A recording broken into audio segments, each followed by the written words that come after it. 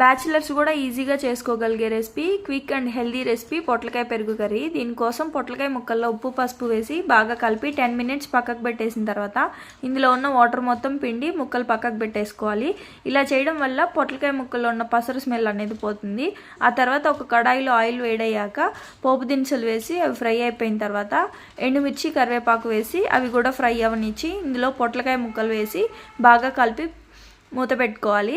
ఇందులో ఆల్రెడీ మనం ఉప్పు పసుపు వేసాం కాబట్టి ఉప్పు చూసి యాడ్ చేసుకోండి. కొంచెం పసుపు మాత్రం యాడ్ చేసుకొని ఫ్రై చేసుకోవాలి.